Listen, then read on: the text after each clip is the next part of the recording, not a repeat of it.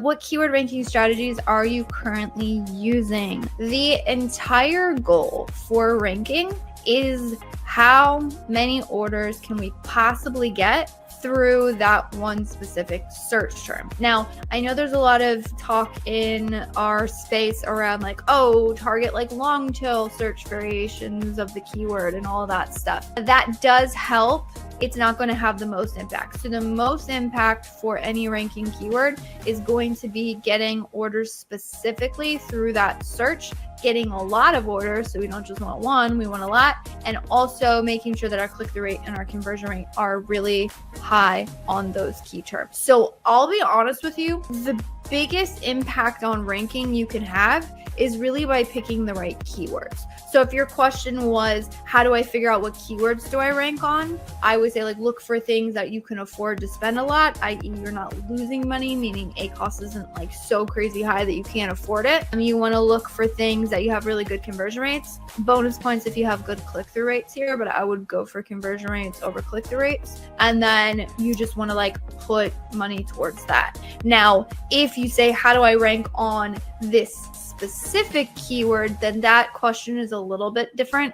And I'm just going to tell you like push volume. Now, what I recognize is that me saying, hey, push volume through a one specific search might mean that that's not super profitable. So that's where I'm saying like the real trick is going to lie in the actual targets that you select to rank on. Other things, some pro tips and some pro hacks are more advanced but can be helpful here, is if you have a specific search where it's like crazy expensive and you just don't really have the budget for it. Again, that goes back to keyword selection. Make sure you're selecting keywords where you can afford to spend that budget on it. But if we're on a specific keyword, you want to make sure that you're showing high enough in search that you can really get those good conversions and get those eyeballs on the product. But maybe you can't afford a ton of clicks because there's a lot of clicks and they're really expensive. And use the budget as sort of a lever to cap or meter how much money you are spending for that ranking play. Now, how effective that is going to be how many orders your market is making, and that's relative. So when I talk about trying to get a large amount of orders, it's relative to the other competition that is on that particular search page. Hello, and welcome back to another episode of Ask Junglr. This is the time and the place where you can get answers to your most pressing questions surrounding Amazon advertising. I'm excited to be back. Last week on Thursday was Thanksgiving. As much as I love you guys, I did choose to spend time with family last Thursday, so we didn't go live. And Thursday before that, we had a total glitch. StreamYard completely screwed me over. We were not able to go live across several channels. No idea what happened. Tried troubleshooting it. And so we are back and we are full swing into Q4.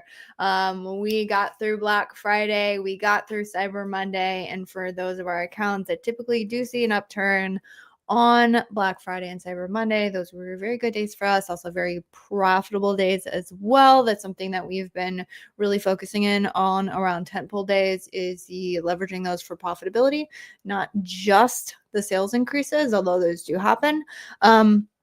Although we do have several of our other accounts that also have some of their slowest times during these, kind of holiday seasons. Like they might have specific products where it's very utilitarian and nobody really gives it as a gift. And so for those, completely different strategy going into Q4. Those accounts do exist. So for context, I'm just going to quickly intro myself. For those of you just listening in, hey, this is called Ask Junglr because this is in a association with our advertising agency, Junglr. So we manage Amazon ads for multiple brands, 6, 7, 8 figures and beyond.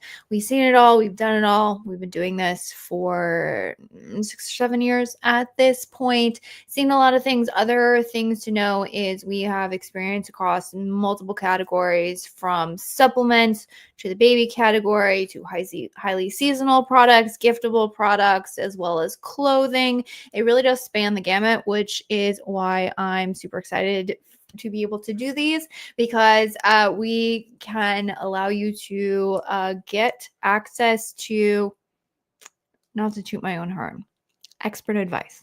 I'll say it, on how to run the most effective Amazon ads. So the format of this show, let me go and pull up our really cool banner that tells you what you can do. So basically, whatever streaming platform you are listening in on, you can drop your question into the chat. I will pull it up. Oftentimes I have a resource, a template, a guide of some sort. Not always, but a lot of times we do because we put out a crap ton of content. And so in that case, that also allows me to bring those up, share them with all of you. We have fun. We do screen shares here, and we help people run more effective advertising.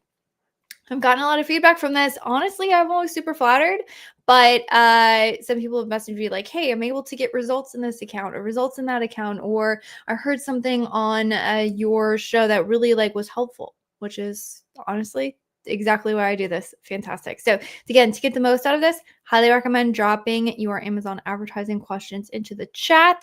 Oftentimes what happens is towards the end of these things, that's when people start to notice. That's when people start to ask their questions. I would recommend, if anything I say triggers something, if you have an additional question, if you're wondering about a resource for something, I would recommend dropping it sooner rather than later because we are here for an hour. We're about 5 minutes into that already. Sorry, I will stop my yapping and I will get to your questions. I promise. But if you ask towards the end of it, possibly you may not get your question answered.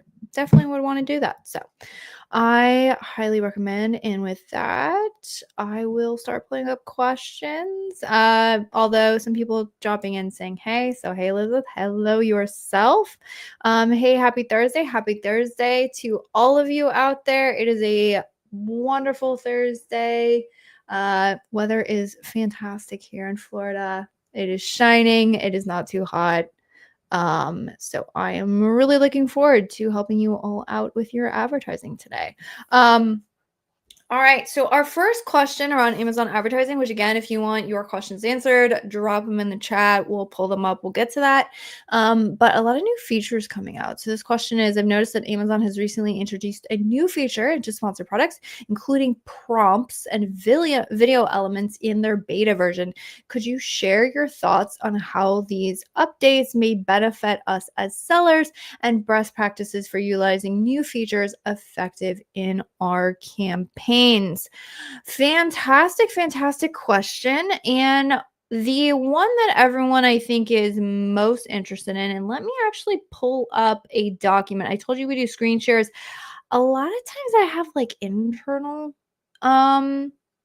things, and let me find it. But I sometimes have some internal stuff that not everybody, I've only shared them in some very select groups. So bear with me. I will find the one that I'm talking about and let's pull it up and let us look at it together. All right. So this is on the prompts. All right. So the first thing that I want to let you know, and let me zoom in here so everyone can actually see my screen and what I'm sharing. So the first thing you should know about prompts is Amazon released it. There is a tab inside of Advertising Console right now for most accounts where it will say prompt, and then there should be a little beta tag next to it. And everyone I have talked to, and trust me, we are checking this tab frequently, I'm not seeing any data populate. Trust me, as soon as data populates, y'all will be the first to know. We are in multiple accounts checking it again all the time to see when it pops up. As of right now, a lot of people have access to where this should show up. However, I don't know if I've heard of anyone in my network, and maybe that could literally change today. As of right now, you're not going to be able to take advantage of this. Okay. First off, so this was released and announced during Unboxed, although to be honest, we were actually part of the beta that when this was going on, but actually in the betas that we've been a part of recently, it's like they haven't really given us data. So I don't have data to share with you of like, hey, here's how it works, here's how it not. Now, what I will say is that there was a banner across the top of ad console a while back where it was announced that ads would start serving up in Rufus results. And so that is basically what we're seeing. Now, when that was announced, it was a little bit the same as when they announced like your ads could show up off platform. It was like, all right, by the way, this is happening. You have no way to check it and you have no way to turn it off. Just FYI, I want to let you know. And everyone was like, oh my gosh, this is ridiculous. I'm spending ad spend on stuff. Now we have the option to like uncheck in the campaigns if we don't want this to happen. I'm kind of assuming something like that is going to be rolled out eventually for prompts. We will see. Time will tell. But what is the prompt for sponsored? So this is specifically again for sponsored products.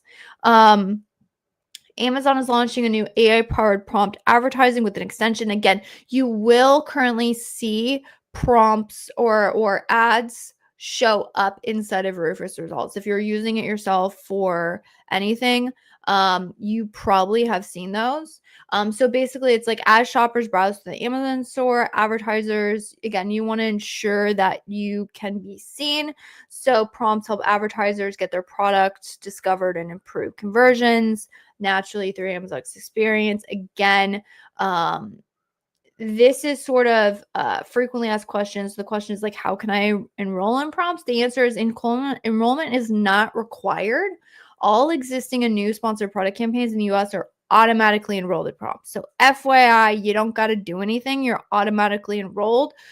Kind of the change that's happening is it seems like Amazon is going to make these visible to us. Because again, remember the announcement has been like, hey, FYI, prompts are happening and they're being triggered through your sponsored product ads, but we didn't have visibility of where they're showing what prompts are happening or ad spend for that.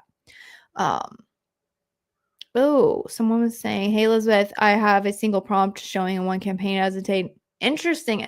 I would love to know, Nick, is it an auto campaign? Is there a specific campaign that's targeted? Because my God, a lot of the times these things are happening through autos.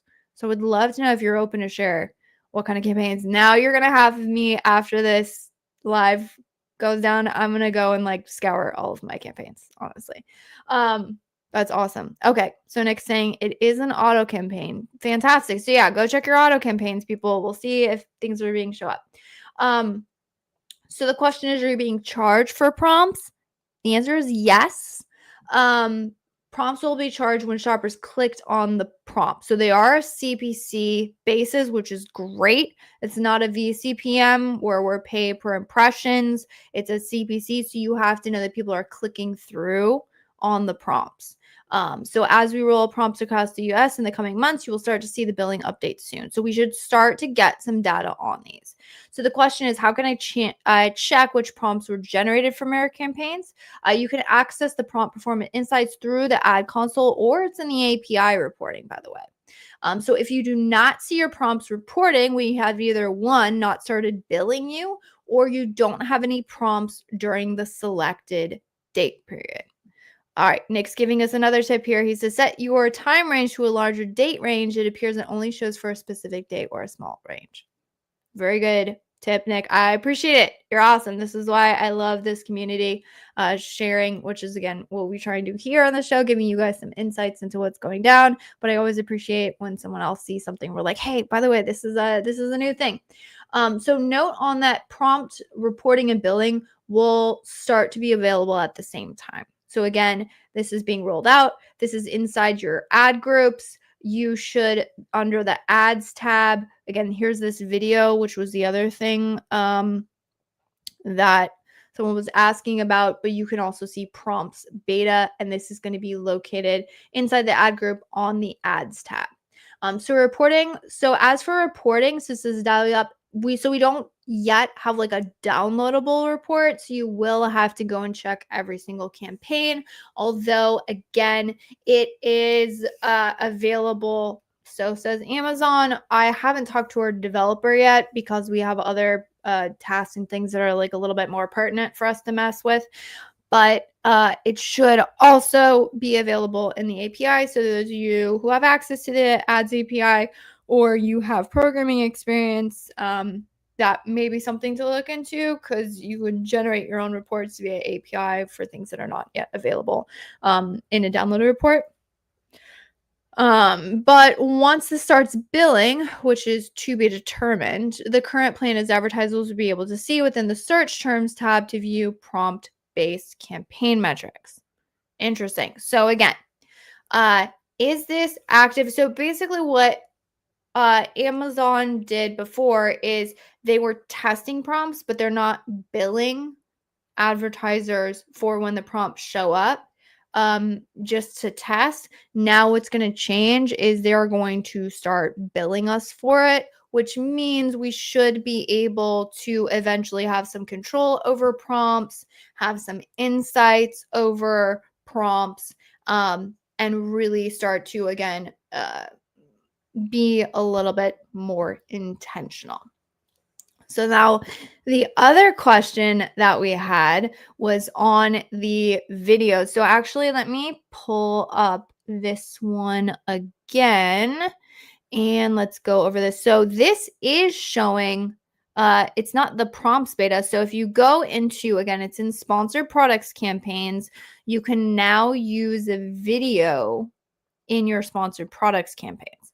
And now where you find it is you go to the campaign, you go to the ad group, and then you go to the ads tab. And when you click on video, and I might actually pull up an account just so I can talk through it, although I'm not going to be able to screen share a lot of stuff due to client confidentiality. So I do want to be conscious of that. Excuse me. However, what you can now do is you can actually add a video to a sponsored products campaign. Yes, you heard that correctly. Now, this is going to be, I can tell you right now that video and sponsored products campaign is going to be huge going into the end of this year into 2026. And I can basically guarantee you that is going to be one of the most underutilized conversion rate increasers of all of the basically of like I can pretty much guarantee that. Now, why can I guarantee that? Because I know how few brands, because I talk to them all day long, are actually even using sponsored brands video to its fullest potential, let alone sponsored product videos. So sponsored product videos, let me see if I can learn about the guidelines. So the thing about the sponsored products video is that the guidelines for this are they're much more stringent. It's going to be harder for people to develop videos for this. So let me see if I can figure out where's the guidelines. Okay.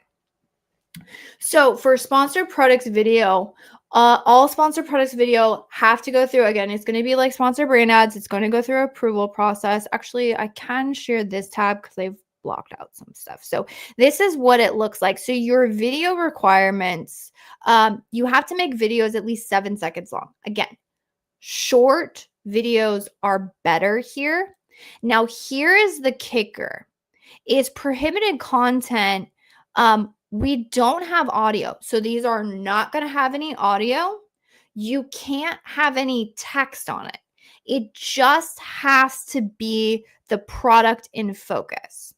So the product feature title, that's something that you put in, from my understanding, in with the video and you add in some descriptions, but you're not actually going to put text in this. This is why I say this is going to be the most underutilized, but also like the most powerful if done right. The thing that is going to make taking advantage of this new creative asset for sponsored product ads so difficult is the fact that to really utilize this, you need to show the product features benefits. It's not like a regular sponsor brand ad where you're just kind of like you have this long time frame to show. You're going to have very short snippets of video that show the product in use in a way that demonstrates the features and the benefits of the product. And I will tell you right now, because I am a shopper on Amazon, I consult with brands day in and day out, and I see the kinds of videos that are developed for sponsored brand ads. Most of those videos are completely missing the mark on really thoroughly demonstrated any benefits and features, and highly rely on text on the video to even convey any sort of product value. So that being said, to really bring this out, so AI is actually pretty good for this. So again, you're looking at the product in use. You're giving so you think about like product in use or features, like how do you visually demonstrate that something is durable within, what's the time frame on this? 2-minute upload, so 30 seconds. Give me 30 seconds. You have 30 seconds to demonstrate a specific feature or product benefit, and it has to be in some sort of like lifestyle way, right? Something getting beat, like, but then you also have to show the product's good. So you don't want to show it like beat up. So this is going to be, again, if you can get this right, especially in competitive categories, you will have the biggest competitive advantage. So my advice would be find your best performers, meaning your top products. Go through and see, like, do your best, use AI, use just like thought ideas, use like whatever sort of creative process you can think of to like what are the top features and benefits. Ooh, you know what is the best? I'm gonna go rogue here. I'm gonna see if I can find Product Opportunity Explorer. This is chef's kiss if you can do this analysis. And then you can also, I'm gonna see if I can pull it for you guys.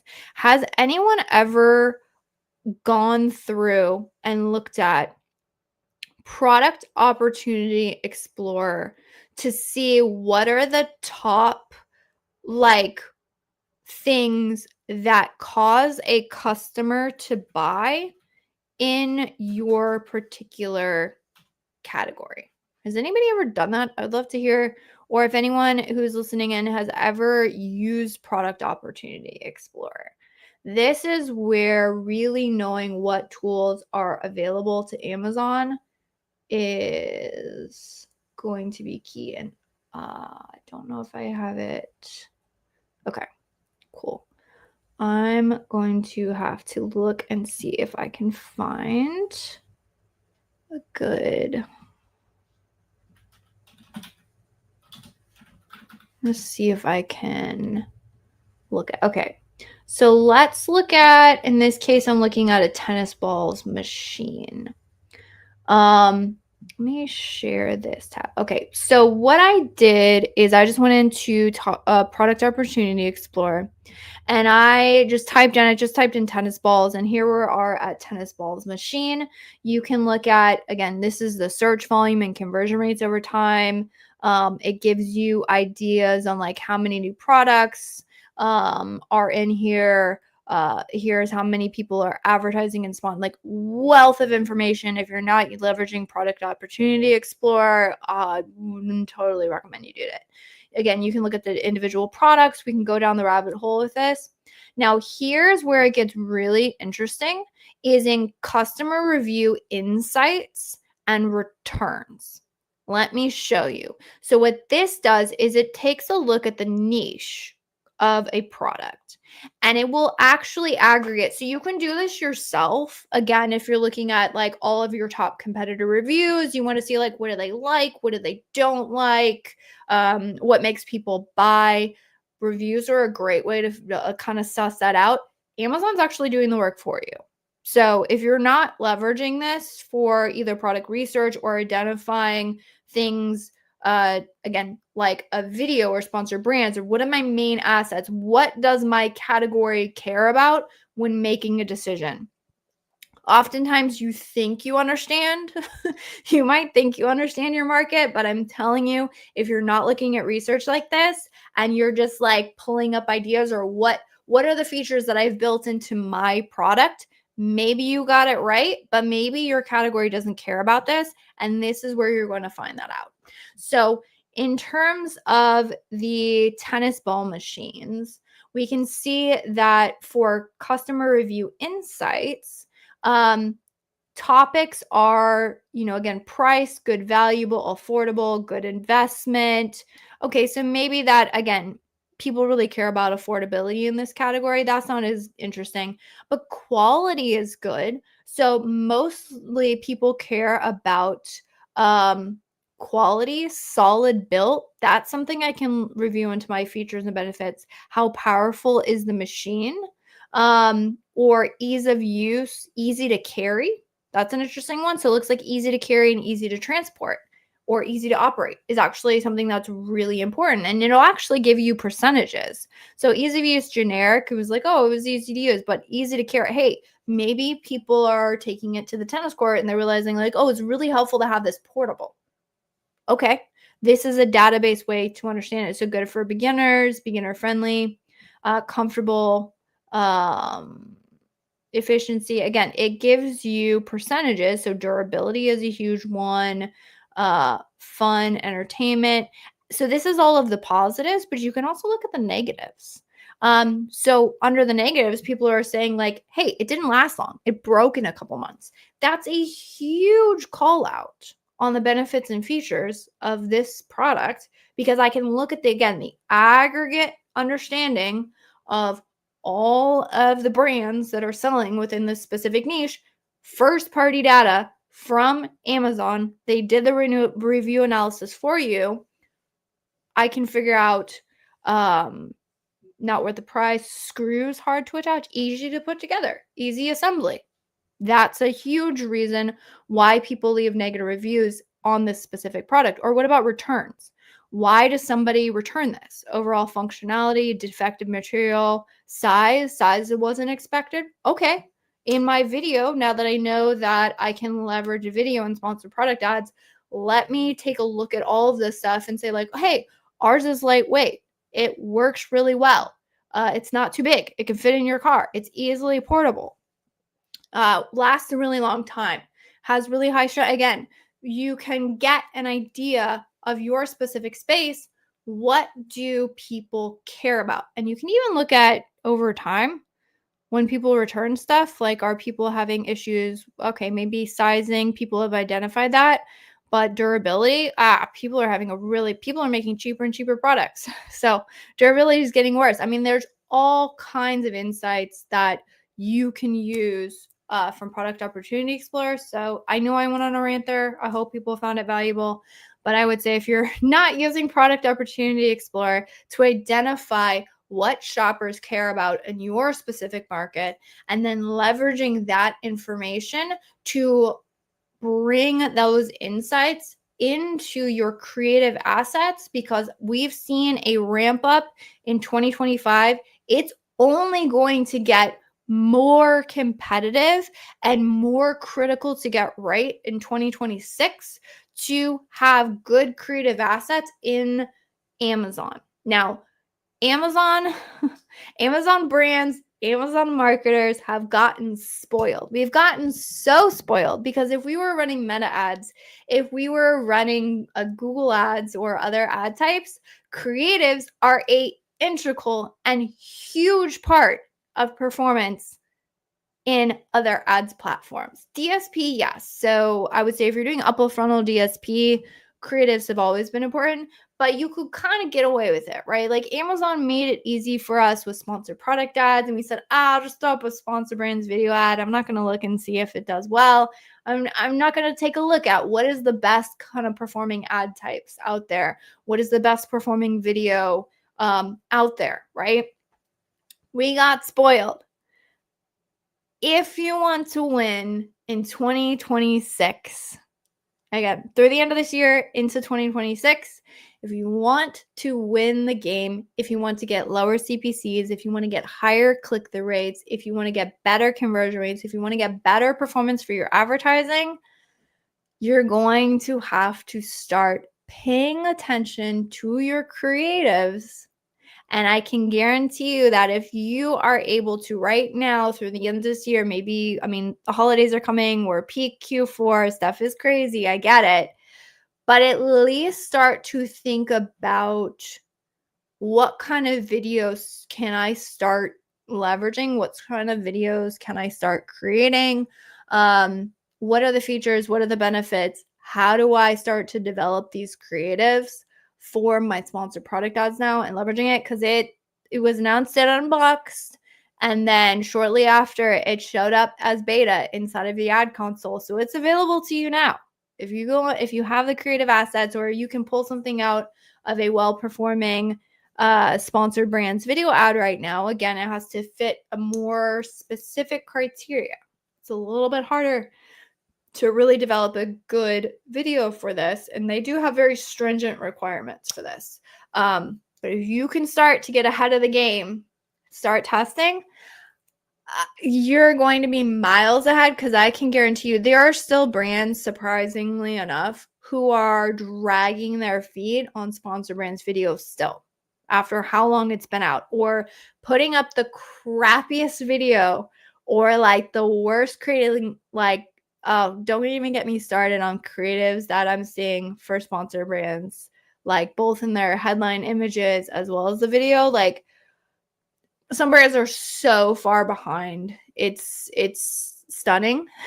And then you throw a wrench in the works of these videos have to be specific for each individual child ASIN as well, by the way. So there's like, instead of being able to create like one massive sponsor brands and we're like, we'll just kind of roll it out for this, right? Like now we're having to like get an individual video for every single child. Like it's attached to the child ASIN. So lots of stuff. Question: have you seen any performance metrics coming through the sponsored brands video campaigns? Mine are delivering, still not any showing any performance metrics. Yeah, it's kind of a hit or miss. Expect data to be super low on it as they roll it out. They're still, so they have released it. They have been beta testing it for a while. But their internal development team is still assessing the consumer interactions with it. So they've done enough testing to be confident that it doesn't degrade. Because one thing that Amazon, they put out a lot of ad types, right? Like the page has just completely been flooded with ad placements, where way so more than there was a year ago, miles different than it was 2 years ago. But that being said, they still are very conscious of the consumer experience. And so because of that, this ad type actually takes up a lot of real estate on the search page, which is fantastic for you. But it does mean that they are rolling this out carefully. From my experience, they're wanting to make sure that there's a positive consumer experience, which means that the ad placements are going to be a lot smaller than they are typically. Now, the other thing that I will say is I'm interested to know where you uploaded it. One of the ways that we're kind of testing is going to be testing the sponsored products video in a like what we found works really good for AMC audiences is attaching it to a sponsored products auto campaign, because the broader targeting or the more possible search terms or targets or ad placements, that's probably a better way to put it, that you can kind of open up to triggering with your ad, the more possibility you have to trigger these new ad types, because again, just the availability of placement is going to be it's much smaller. So I would recommend, I don't know, Nick, if you want to follow up, I'd be curious to know what type of campaign you added it to.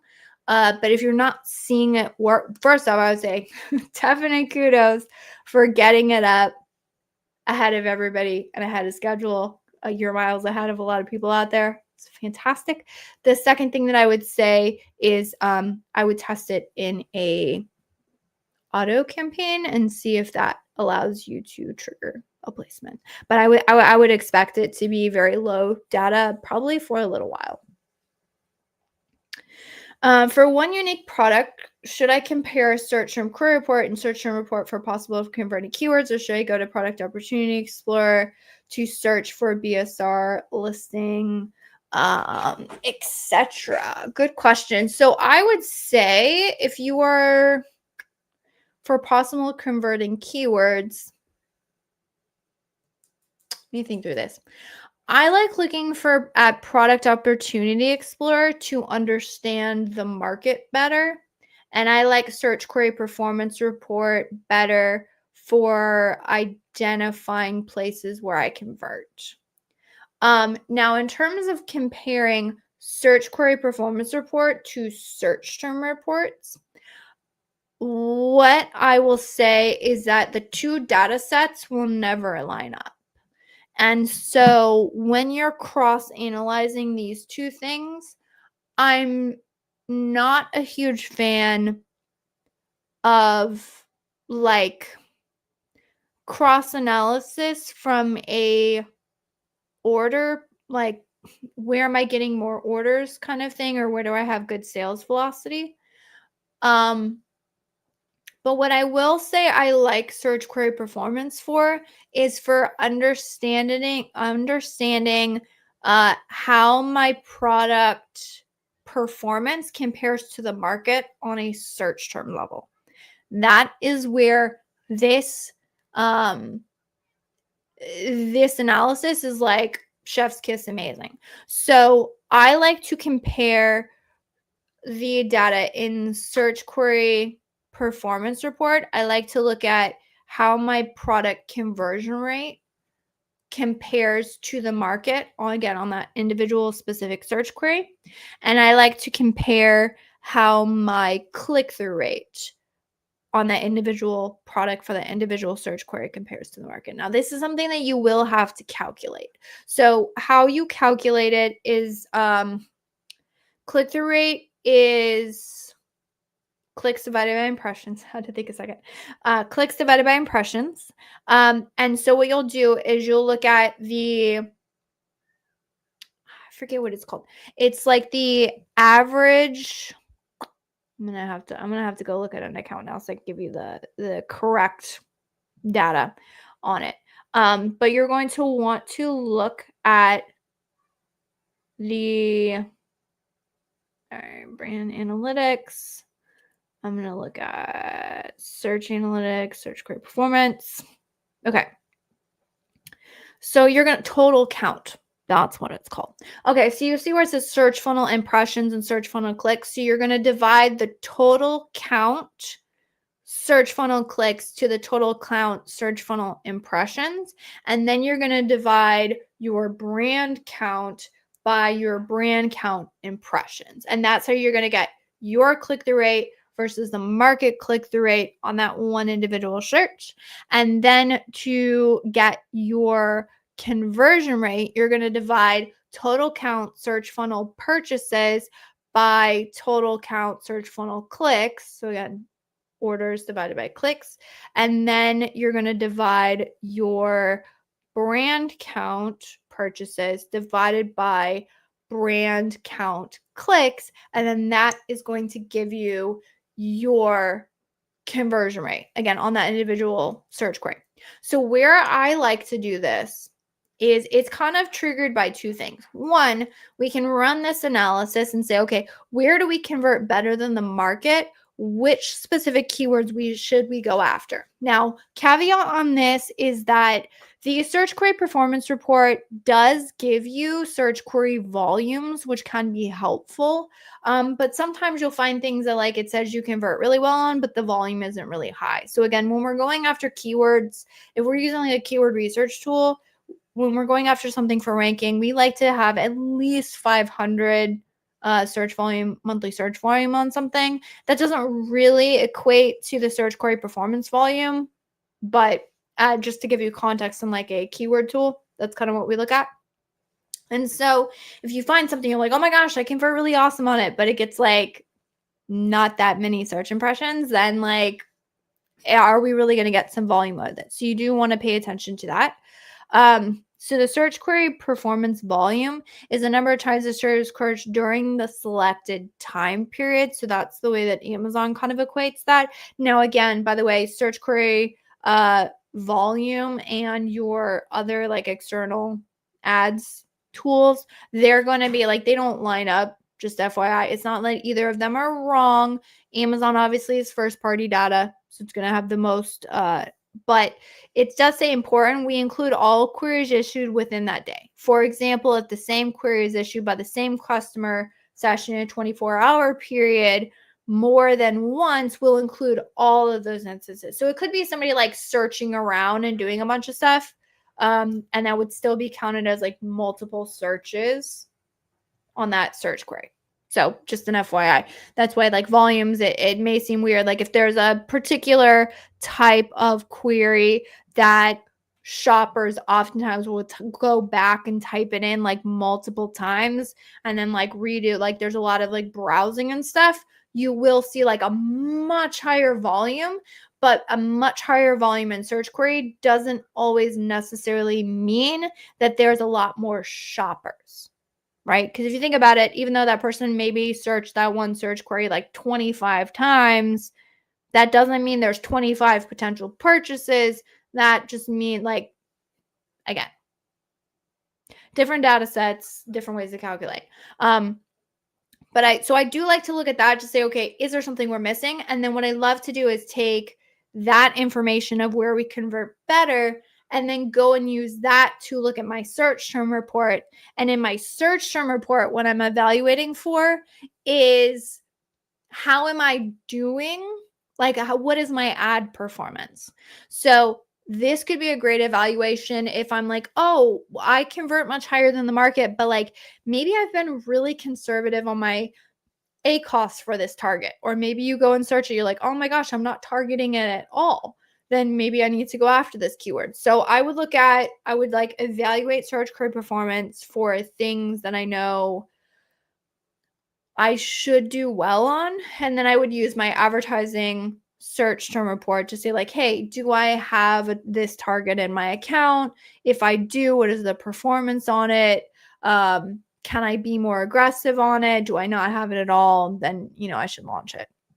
And that's kind of the workflow. By the way, if there's any follow-up questions on that, definitely let me know. And I'm going to take a quick drink.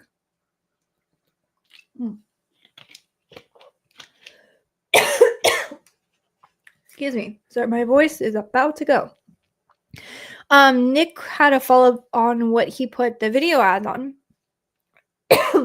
One of my highest velocity broad campaigns that gets much exposure than the auto campaigns. And we'll test on auto too. Yeah, I would love to hear. I mean, if you're willing to report back to us, that would be fantastic. I mean, it sounds like you were intentionally thinking through that, which going through bot match. And I'm not sure if there's like specific placements, maybe on product pages or other ones that these trigger. Again, We'll just have to kind of suss out and see as the data rolls in. But when it was first released, like that tab was blank. And I want to say it's only been like a week or so that we even got access to upload things or that got filled out. So I would expect them to be like rapidly expanding that. And high volume times like Q4 are great times because there's a lot more search volume. So, hopefully we'll find some stuff. But I would definitely look for both the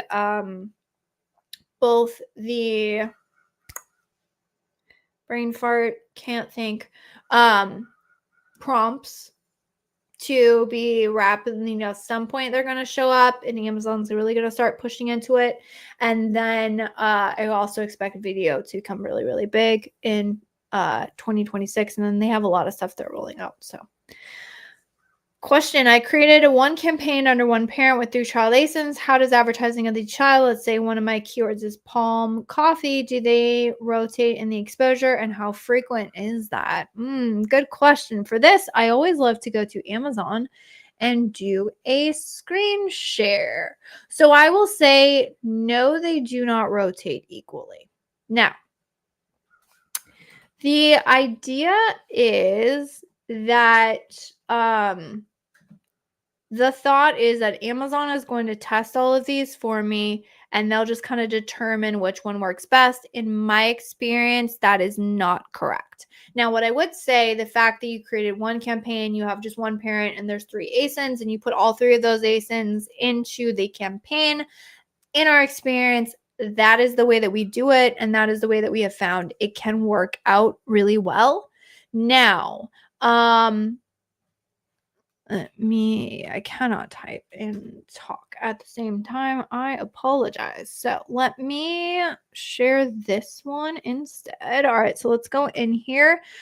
So the way that it is going to work in like let's say you have the 3 different variations, right? Now, I've heard reports and I've seen it happen that there are occasions where more than one child ASIN can actually show up on the search page.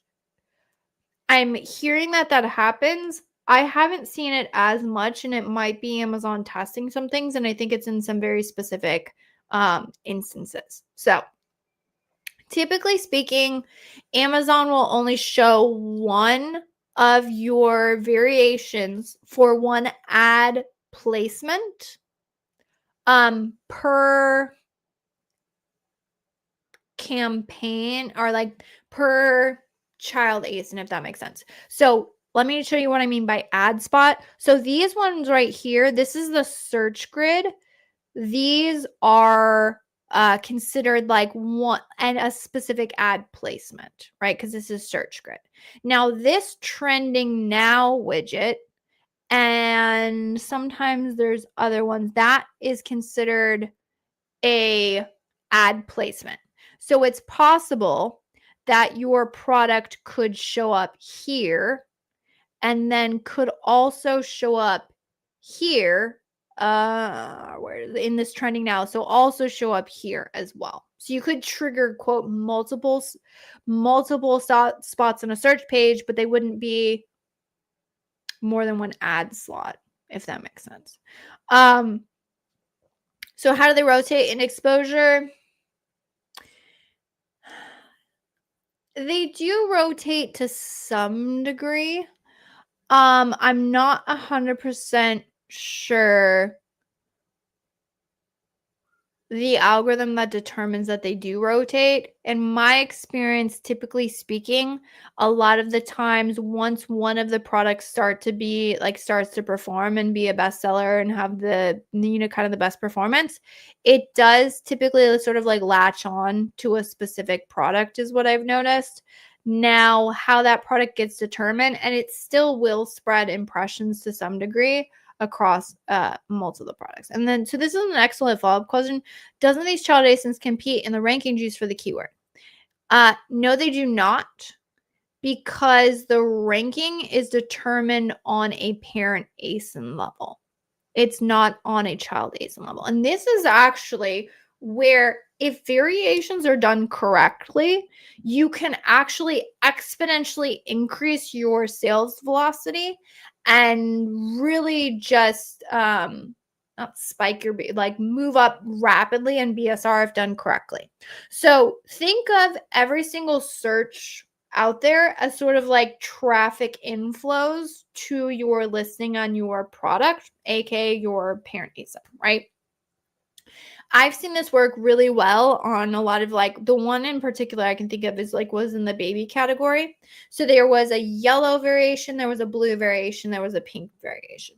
Generally speaking, right, blue is boy, pink is girl, and yellow is somewhat generally neutral. The yellow product performed excessively better beyond all of the other products. However, because there was a blue one, we could kind of go after like baby boy keywords, and there was the pink one, and we were targeting baby girl keywords with those specific products because we could kind of send those products out into other markets. So let's say that you had a black product, right, that kind of performed a specific feature. And let's say like this product is the same as like a lot of other ones in the market, but then all of a sudden you notice that a bunch of brown keywords, same product, but people are looking for a brown variation and they're still purchasing your black one because it essentially has the same function, but you notice that there isn't really a brown variation out there. So what you can do is you can take that, those insights, you could take that brown, make a brown variation, put those on a parent listing, and then you sort of send that brown one out into the market, targeting brown keyword variations, and then all of a sudden you have this new influx of traffic source because everyone's attracted to the brown, but it's still being directed to the parent ASIN. Well, if you start getting a whole bunch of inflow of traffic that you weren't necessarily eligible before because you didn't have a product or a variation on that listing that like served that market, but now you do, and so there's that new traffic stream. If done correctly, all of a sudden your sales velocity, oftentimes your ranking, everything just like shoots up and spikes. That's why if you've ever heard of a brand or a seller talking like, oh my gosh, I launched this new variation and then like all of a sudden like my sales took off and I like doubled my sales. And then you've heard other people say like, yeah, I launched a variation, like I'm expecting to like double my sales because I have a new one, and then nothing happens. Well, that's the difference between somebody who has launched a variation because they're trying to like, they recognize that there's a specific market that is, or a specific subsection of the market that is interested in this sort of slight different offering, or another seller who was like, hey, this product's doing really well.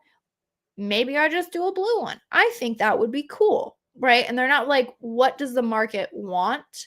And then so in the second one where somebody just like launched maybe it's like a different color that nobody really asked for, right?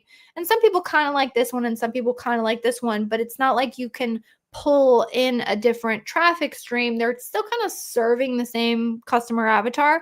Now, that can be okay if you're talking about something like clothing or blankets where, there are sometimes where people don't really like that rose pattern, but you have a different rose pattern that appeals to them. So, okay, maybe you made the sale and that can spike conversion rates sometimes. But if you can create a variation that again serves another subsection of the market and then just really just drives new traffic that you weren't really speaking to before into that listing, that is where you see just like things take off and people talking about, I launched a variation and like doubled my sales. That's why that happens. It's because they identified a gap in the market that people were looking for, and all of a sudden they're eligible for just like a brand new source of traffic that again is because it's going to the same listing. It just adds that much more on top of what was already there. So I don't know if that completely answered your question. Probably not. We have a couple more minutes left. Let me try and answer your question. So let me just tell you about how we optimize these campaigns, by the way. So it sounds like you created one campaign with 3 different ASINs. So what I would recommend doing is going in maybe about a week to a couple weeks. I would look at it after about a week, but if you don't have enough data to make a determination, I would look at it after 2 weeks. But what I would recommend doing is going in and then just looking at the ad tab inside of Ad Console and say like, hey, which of my variations perform best here? Because what often you'll find, sometimes you have two that perform well, but oftentimes you'll have at least one dragger where it's got a bunch of clicks. And you know how you look at a lot of times you look at targets and you say like, wait, how many clicks did this get? Oh man, my conversion rate on this product is on average 10, which means that I get 10 clicks on average. And this one got 20 clicks and no sales. And this one is, driving a lot of orders. So now I know this one doesn't work. You would want to use that same evaluation just on the individual child ASINs. And then you can go through and pause the ones that are underperforming. And that will help just make sure that the products that do perform are the ones that get the traffic, are the ones that are getting the visibility in the ads. And then if somebody wants to purchase the other variation, they can always come in. Ryan Kramer showing up, saying good stuff as always. I appreciate it, Ryan. I appreciate you joining in and glad you all are finding value in this. Got a couple thumbs up, so I guess I'm hitting a nerve in a good way on this show today. And if anyone else, I'll leave 1 to 2 seconds left. My voice is about to blow. So if anyone has a last minute ad question, feel free to drop it into the chat. I'll pull it up. We'll squeak one last one in. Otherwise, I think I will go because my voice is about to go. But yes, I will say in recap, 2026 is going, what is the lowest? All right, I'm going to tell you a number that you're going to say is probably not possible. You're saying what's the lowest total A cost you've seen in apparel brands? 4%. Caveat to that is they are a nationally recognized brand that has a lot of brand pull behind it. I would say that's if you have a ginormous influx and you have a lot of branded traffic to go off of. If you have a decent amount of branded traffic, but you're still trying to capture market share on Amazon, you might be looking at somewhere between a 9 to 12% total A cost. If you are an apparel brand that doesn't have a lot of brand to fall back, like branded search to fall back on, you're probably looking at somewhere between a 15 and a 20% total A cost. Now, caveat is 20% is when you're really trying to push and capture market share. You could probably be more comfortable at running at a 15, but that's been my experience. Question on, so right now I don't have any like formal training programs out there. Unfortunately, I just don't have the time to put them out there. Maybe at some point. I would say this show every single week, this live, same time, same place on Thursdays. Again, except for when it's Thanksgiving and I'm going to spend time with family. But I would say this is the best place. So tell your friends if they want to get some Amazon ad advice. Feel free to show up here on Thursdays. Again, you can ask specific questions like what kind of total A costs are you seeing in apparel? What kind of total A costs are you seeing in supplements? How are you guys looking at the baby category? And again, we've seen it all. We work with some really large brands, and then we also have insights on like, maybe a little bit more of a private label seller, because both of those, again, you can lean on branded, not lean on branded. That will change the dynamics. So a lot of experience in our many years and hopefully many, many more years going forward as Amazon advertising changes. Feel free to tune in again on Thursdays, 12 to 1 Eastern Standard Time.